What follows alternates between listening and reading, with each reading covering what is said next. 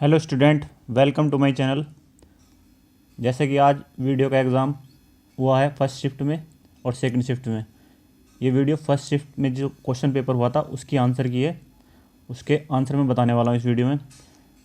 सबसे पहले हिंदी का पार्ट 1 देखते हैं। क्वेश्चन था, विद्यालय की शोभा वही बढ़ा सकता है जो अनुशासन में रहे। पूछा था किस वाक्य का उदाहरण है, मिश्र वाक्य का उदाहरण है, मिश्र वाक्य का। नेक्स्ट क्वेश्चन था कि लक्ष्य और लक्ष्य का मीनिंग बताना था क्या है। लक्ष्य का मीनिंग होता है उद्देश्य और लक्ष्य का मीनिंग होता है लाख यानी कि गिनती। तो युग्म शब्द को चूज करना था, इनमें से कौन सा गलत है। अभिराम का स्थिर और अभिराम का लगातार, ये था। इसमें पूछा था कौन सा गलत है, तो अभिराम का होता है स्टॉप, तो ये गलत हो गया। अभिराम का होता है स्टॉप, तो ये गलत था इसमें, और सब सही ऑप्शन थे। निम्नलिखित में कौन सा वाक्य संयुक्त वाक्य का उदाहरण नहीं है। पूछा था कौन सा वाक्य संयुक्त वाक्य का उदाहरण नहीं है, तो ऑप्शन सी, शाम हुई और गाय घर लौट आई, ये इसका आंसर था। फिर तजुर्बे में कौन सा उपसर्ग है। तजुर्बा होता है ना, तो इसमें था बात तजुर्बे में कौन सा उपसर्ग है, उपसर्ग हो जाएगा। Option D is the right answer. निम्नलिखित में से कौन सा वाक्य मिश्र वाक्य है, तो ऑप्शन डी, मैंने सुना है कि आप अपने देश में अच्छा राज प्रबंध है, इसका ऑप्शन डी हो जाएगा।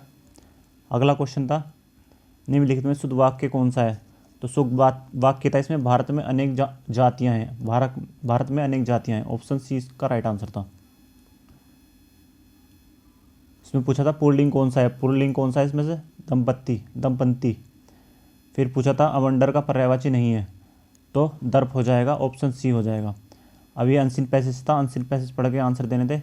तो 10वां क्वेश्चन था, बड़े पौधों का निर्माण करना अधिक जटिल क्यों हो रहा है। क्यों हो रहा है बांधों का निर्माण करना अधिक जटिल, क्योंकि अत्यधिक शक्ति, समय और खर्चा होता है, तो इस वजह से। Option D is the right answer. फिर नेक्स्ट क्वेश्चन, जल की मांग क्यों बढ़ती जा रही है। औद्योगिकरण में वृद्धि और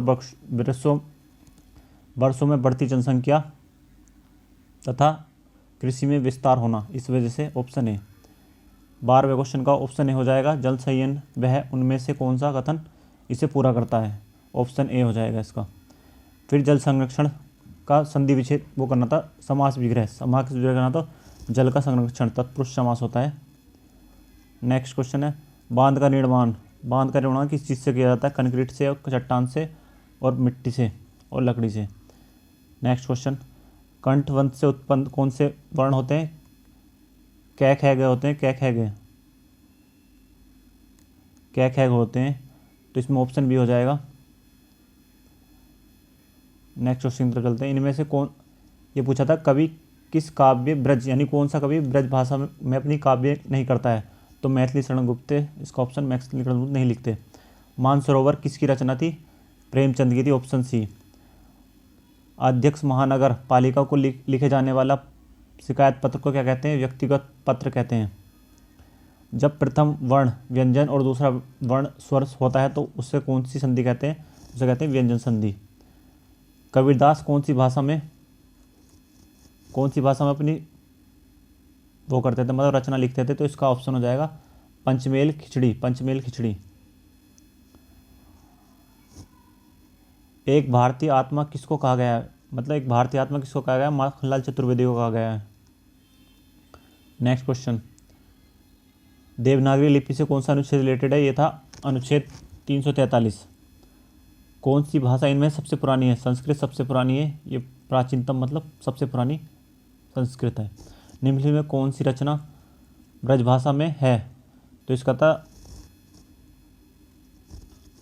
रसखान रचनावली था इसका ऑप्शन। हम चूड़ियाँ पहन रहे हैं, वाक्य में कौन सा वो है, मतलब काल बताना था, अपूर्ण काल है, अपूर्ण वर्तमान काल। फिर इसमें पूछा था संधि विच्छेद कौन सा सही है, ऑप्शन डी, मधु प्लस अरी। फिर 27 क्वेश्चन इसमें पूछा था कौन सा इनमें से सही नहीं है, अपादान कारक का वो सही नहीं है। अपादान का मतलब होता है अलग होना किसी चीज़ से, तो इसका ऑप्शन डी था, पिताजी कार से गए, पिताजी कार से गए। ऑप्शन सी, से कारक किससे संबंधित होता है, अपादान कारक, अपादान से संबंधित होता है। समझौते में कौन सा प्रत्यय है, तो ओता जो है इसमें प्रत्यय है। निम्नलिखित में से व्यष्टि का विलोम शब्द, व्यष्टि का विलोम शब्द होता है समष्टि, समष्टि। निम्नलिखित में कौन सा समास का प्रकार नहीं है, मतलब जो सही प्रकार नहीं है, जैसे इसमें था पर्णकुटी, जो द्वंद्व समास नहीं है पर्णकुटी, इसका ऑप्शन सी था। इसमें पूछा था इसमें कौन सा रस है, पूरी रचना थी, इसमें पूछा था कौन सा रस है, शांत रस। फिर एक क्वेश्चन था किसमें श्रृंगार रस है, तो ऑप्शन डी है, पास ही मिलकर उगी है बीच में असली हटली, ये था इसका ऑप्शन डी। अर्थ अलंकार कर प्रकार है, तो इसमें था रूपक अलंकार, ऑप्शन बी। निम्नलिखित में से मौन संपन्न शब्द मुखर और विपिन, मुखर और विपिन जो है इसका आंसर हो जाएगा, मुखर और विपिन।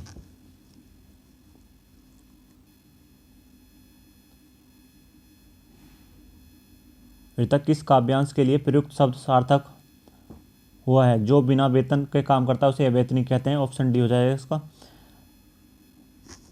ऑप्शन बी इसका था प्रत्युन्नति शब्द में क्या मतलब है, इसका क्या मतलब है, तो जो तुरंत सूझबूझ के उत्तर दे दे अपना, एकदम से उत्पन्न उत्तर हो जाए उसका। आशीर्वाद, आशीर्वाद का वो आया था, बर्तनी आई थी आशीर्वाद, ऑप्शन ए। पूछा था इनमें से कौन सा सही नहीं है, जलधि और अम्बुद, अम्बुद जो बादल कहते हैं, जल्दी जो है, जलद जो है सागर वागर को कहते हैं, तो ऑप्शन ए हो जाएगा। निम्नलिखित में कौन सा तत्सम शब्द है, कौन सा तत्सम शब्द है, कृपा, कृपा जो है तत्सम शब्द है, ऑप्शन ए। सलाका, सलाका का वो पूछा था तद्भव क्या होता है, सलाई, सिलाई नहीं होता सलाई होता है, जो सलाई होता है इसका। निम्नलिखित में तद्भव तत्सम को पहचानना था, कौन सा सही नहीं है, पौत्र और पुत्र सही नहीं है। तरनी तनुजा तट तमाल में कौन सा अलंकार है, तो अनुप्रास अलंकार है। तिथि शब्द का बहुवचन क्या होगा, तिथियां होगा, तिथियां, तिथि का तिथियां, ऑप्शन सी। घर पर घर का वेदी लंका ढाए, इसमें कौन सा मतलब इसमें बताना था किस कहावत का मीनिंग क्या होगा, आपसी फूट से सर्वनाश होता है, ऑप्शन सी। ठठेरे का स्त्रीलिंग ठठेरन था, ठठेरन, ऑप्शन ए। आंखों का तारा अति प्रिय, आंखों का तारा होता है अति प्रिय।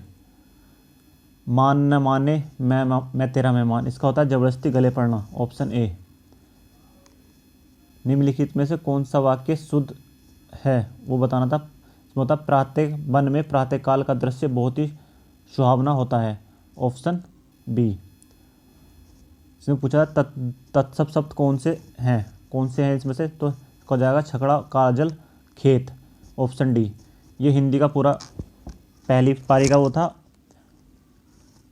अगर आपको वीडियो अच्छी लगी तो चैनल को सब्सक्राइब कर लेना। मैं अभी जीएस और रीजनिंग का भी डालने वाला हूँ फर्स्ट शिफ्ट के। जय हिंद, जय भारत।